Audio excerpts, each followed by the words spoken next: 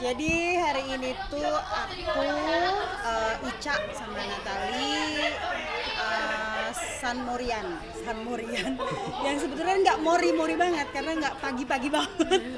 Biasa kan San Mori katanya seringnya jadi San Molor. Jadi iya, karena aku tuh memang tertarik dengan Vespa dari kecil. Aku udah kenal Vespa dari papaku penyuka Vespa. Dari SD, SMP sampai SMA aku diantar ke sekolah sama papaku tuh pakai Vespa PX. Jadi ya suka memang klasik gitu. Tapi pernah ikutan Sunmori juga sebelumnya, Sunmori juga sebelumnya atau baru Tidak, kali ini? Baru enggak, kali ini? enggak.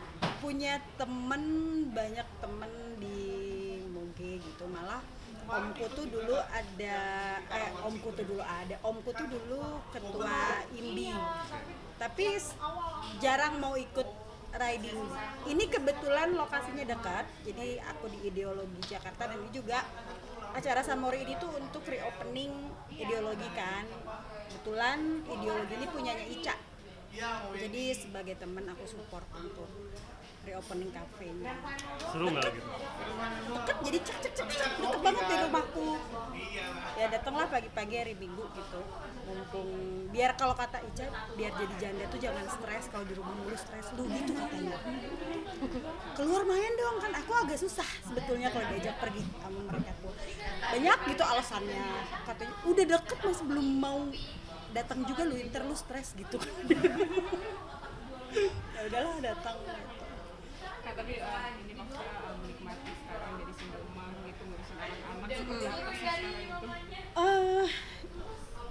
Di satu sisi sebagai manusia capeknya double karena mungkin kalau dulu saya ada teman sharing ya, sama mantan suami ada membicarakan tentang anak-anak segala macam. Kalau sekarang itu lebih terbatas membicarakan anak-anaknya, paling ke masalah finansial gitu. Itu pun tidak rutin berbicara dengan mantan suami itu. Kalau serunya lagi mungkin bonding saya sama anak jadi jauh lebih intens lagi dibanding sebelumnya. Yang tadinya itu waktu masih punya suami kan anakku 3, dibagi 2 kelompok. Yang cowok sama nomor 2 suka tidur sama papanya, yang bungsu karena waktu itu masih ASI jadi tidur sama aku. Tapi setelah bercerai, setelah anak-anak hak asuhnya ada di saya, walaupun mereka punya kamar masing-masing, kita tuh tidur tuh berempat dalam satu kamar dan itu rame. Jadi namanya usia mereka tuh kan deketan banget ya, 9, 6 sama 4 tahun. Jadi kalau jam tidur itu bener-bener harus, kalau aku targetin mereka tidur jam 10, dari jam 8 udah harus masuk kamar. Karena greetingnya banyak nanti di dalam kamar tuh. Ini saut-sautan. Jadi rame, pusing, tapi ketika mereka nggak ada, misalnya lagi ke rumah papanya, itu rasa saya tuh bisa nangis loh kalau anak-anak lagi dijemput papanya. Sepi banget, kerasa sepi. Dan itu yang baru aku sadarin setelah jadi single mom. Gitu. Kalau dulu kan misal kita ngerasa kayak gue butuh me time nih, gue butuh waktu sendiri biar waras apa segala macem. Ternyata nggak ada mereka pun saya nggak bisa. Dan kayak baru tersadari bahwa me time pun bisa saya lakukan even ada anak-anak gitu. Jadi lebih setelah jadi single mom tuh anak-anak tuh artinya tuh jadi lebih gede lagi gitu. Yang tadinya ibarat kata ya cinta, tapi sekarang tuh kayak cinta banget gitu. Nggak tahu deh, nggak kebayang kalau nggak ada mereka gitu. Pembagian waktu antara ngasuhnya kamu sama mantan suami itu gimana? Bisa dibilang 80% di saya ya, karena anak-anak kan domisili sama saya di sini gitu. Kalau sama papanya tuh pada saat libur sekolah, tapi itu pun tidak rutin maksudnya tidak rutin setiap weekend ikut ke papanya. Kadang-kadang papanya nggak bisa jemput, jadi anak-anak weekend tetap sama saya. Tapi saya nggak pernah keberatan gitu, Keberatannya tuh ya itu, kalau di satu sisi egoisnya saya seneng anak-anaknya dijemput nggak apa-apa gitu karena tetap sama saya ya. Betul. Tapi di satu sisi suka kasihan sama anaknya karena nanti tuh mereka akan bertanya, kok Didi nggak jemput gitu, dan itu hal yang susah untuk aku jelasin ke mereka. Selalu saya bilang bahwa papanya lagi kerja gitu, sampai mereka tuh nanya, masa Sabtu Minggu masih kerja gitu. Kan anak sekarang kritis banget ya. Betul. Jadi udah pada pinter ngomong gitu, kayak udah nggak bisa untuk kita, ibarat kata bahasa kasarnya kayak nggak bisa dibego-begoin gitu loh. Pasti mereka itu kayak udah ngejawab.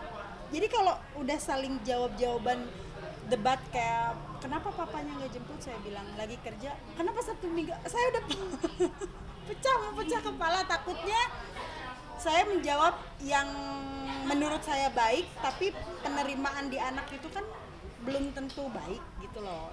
Itu yang susah-susah gampang ngurus anak tuh. PR besar banget. Ada batasan nggak sih mungkin ketika sama papanya gitu anak-anak? Batasan saya tuh sebetulnya batasan itu sudah dilanggar, jadi kayak udahlah, saya udah pasrah. Batasannya tuh waktu saya masih bersidang, waktu di hak asuh saya pernah meminta ke majelis hakim saat itu untuk anak-anak tuh dikasih space, dikasih ruang untuk tidak dulu ke rumah mantan suami beserta istrinya. Jadi kayak anak-anak boleh sama mantan suami, tapi saya minta mereka itu stay di tempat yang netral. Tempat yang netral tuh bukan di tempat saya atau di tempat mantan suami, tapi di tempat omanya, dimana itu juga oma ibu dari mantan suami ya. Saya masih nggak apa-apa karena kalau di tempat omanya itu kan anak-anak itu adalah tempat yang dari kecil anak-anak sudah recognize gitu, sudah tahu, sudah familiar. Tapi itu pun sebetulnya dilanggar sama mantan suami karena mantan suami bilang ya istrinya itu kan adalah orang yang mereka anak-anak tahu.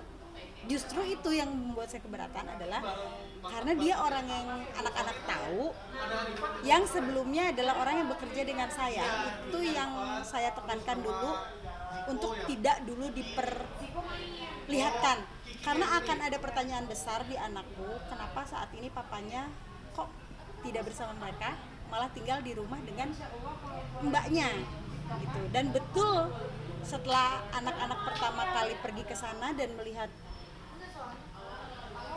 ya mereka itu, anakku yang pada saat itu umurnya 3 tahun setengah lah, belum nyampe 4 tahun, itu ngomong nggak sama aku langsung, tapi ngomongnya sama mbakku yang satunya, kenapa papanya sekarang sekamar dengan mbaknya.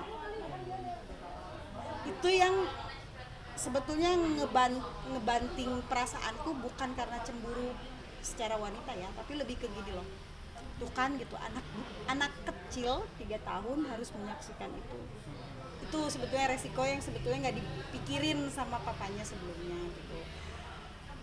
Ada rasa apa ya, kayak kesel aja gitu. Walaupun sekarang sebetulnya ya kami udah mulai belajar berdamai lah sama keadaan demi anak-anak. Tetap aku minta batasan ke mantan suami supaya dulu kita tuh selalu memperlihatkan antara papanya sama saya tuh nggak pernah berantem loh sama sekali sama papanya itu, dulu nggak pernah berantem, dan selalu memperlihatkan kayak misalnya di depan anak pun kita pelukan. Papanya anak-anak tuh setiap kali mau pergi kerja pun selalu peluk, cium saya. Jadi itu kan hal yang biasa ya, memperlihatkan kasih sayang ke anak-anak tuh. Nah, saya minta ke beliau supaya hal itu tidak terjadi dengan istrinya yang sekarang di depan anak-anak saya, karena mau sampai kapanpun anak-anak saya ya bukan milik saya, anak-anak saya anak saya gitu, bukan anaknya istri yang baru gitu. Tapi itu mungkin dengan nafkah sendiri. Ya, Masih menafkahi nggak sih? Alhamdulillah bulan ini akhirnya ada masuk nafkah. Saya nggak perlu saya sebut nominalnya ya, karena memang sudah terakhir yang dia banding hak asuh itu sudah ada putusan dari pengadilan. Tapi ya alhamdulillah lah, saya yang penting dia ada inget sama anaknya aja. Artinya nggak full? Iya. Berat banget gue ngomong enter, kesannya kayak gimana gitu ya. Ya sedikit walaupun gak full, aku masih menghargai itu kayak bentuk tanggung jawabnya lah. Tur, ini kan tadi seperti bilang akhirnya bulan ini ngasih. Iya. Berarti sudah berapa lama nih yang nggak ngasihnya ini? Jadi ada bolong-bolongnya, tapi alasannya ya karena memang belum ada. Jadi kalau kita mau minta sama orang, kalau orangnya udah bilang belum ada, Iya.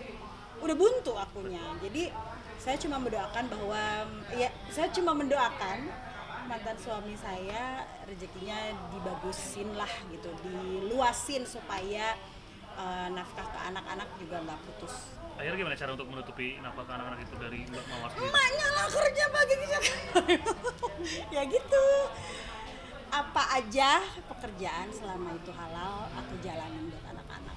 Ini semalam pun saya habis Kerja. nyanyi, pagi ini ya tidur sehari 4 jam cukup lah. Yang penting dapur kebul.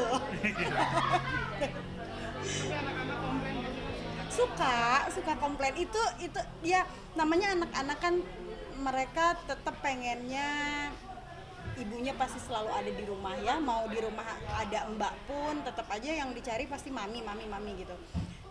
Cuma ya itu untungnya itu aku tuh bingung antara untung sama sedih.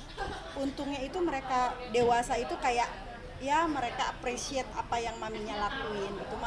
Mami kenapa kerja terus? Karena aku banyak jajannya ya, anakku yang kecil.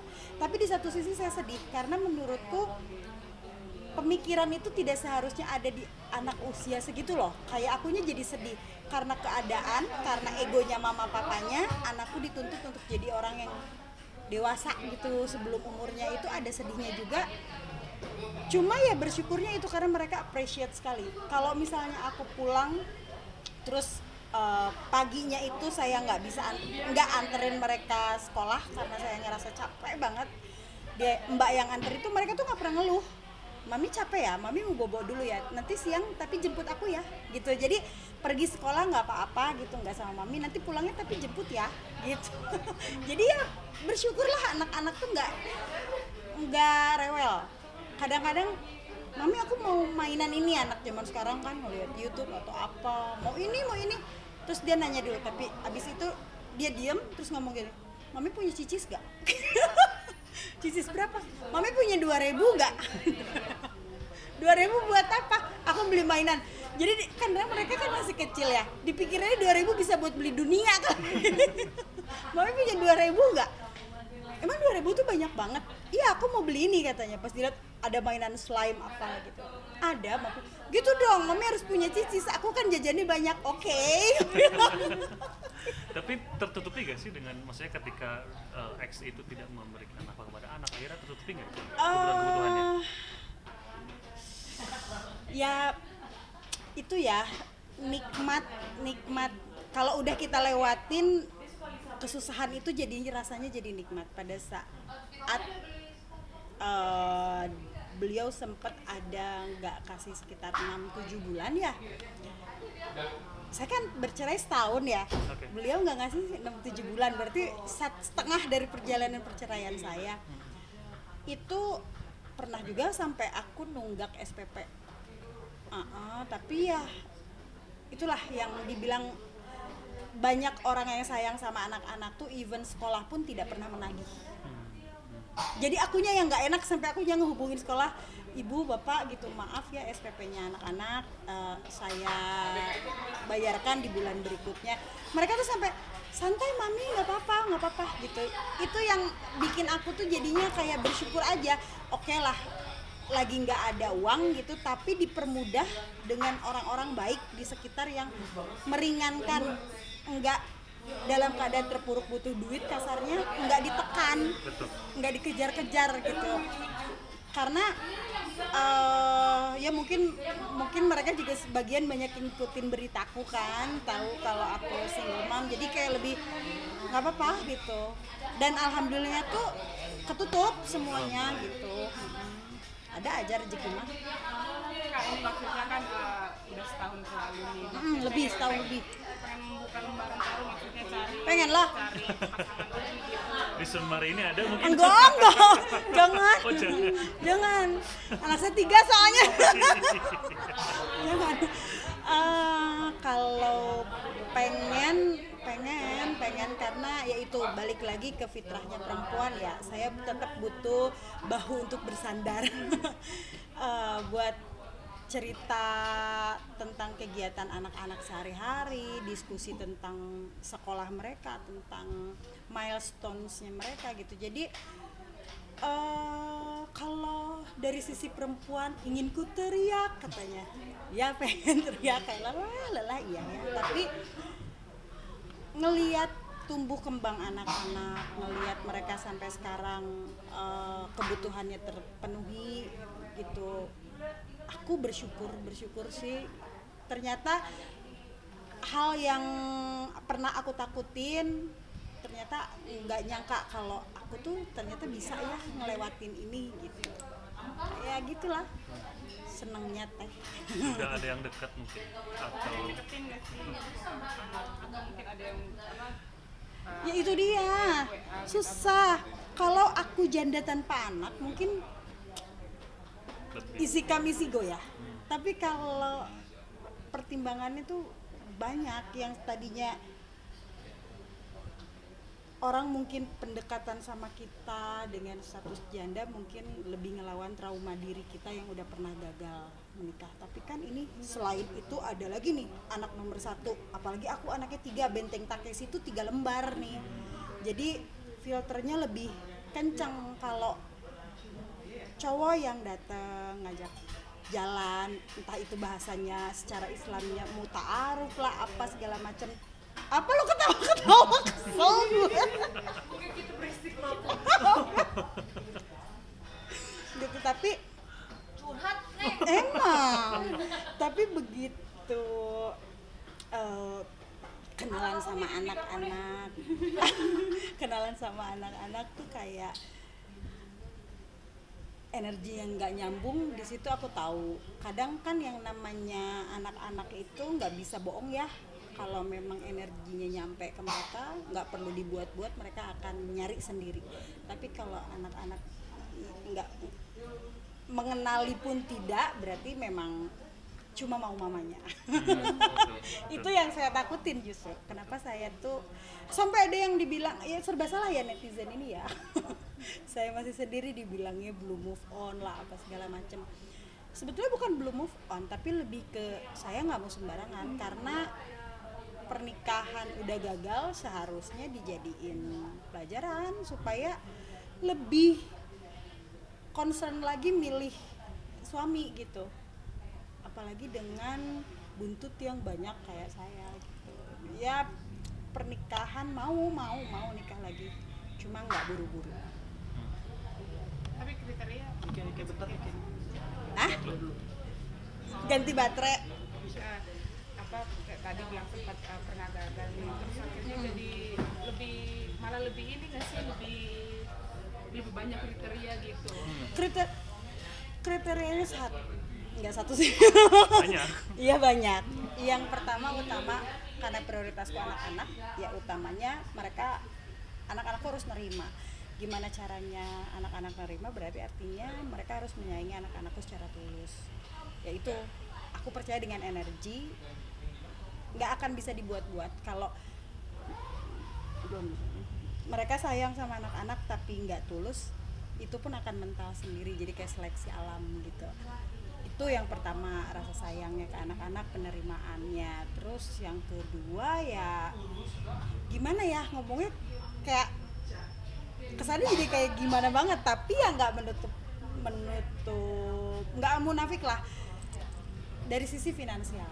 Karena ya walaupun saya tetap bukan perempuan yang mengandalkan laki banget dari dulu juga, cuma kan tetap ya setidaknya setara lah gitu. Finansial, iya mapan secara finansial karena ya anak saya kan 3. Gitu. Balik lagi ke anak lagi sih. Oke. Oke, siap. Terima kasih banyak. Sama-sama.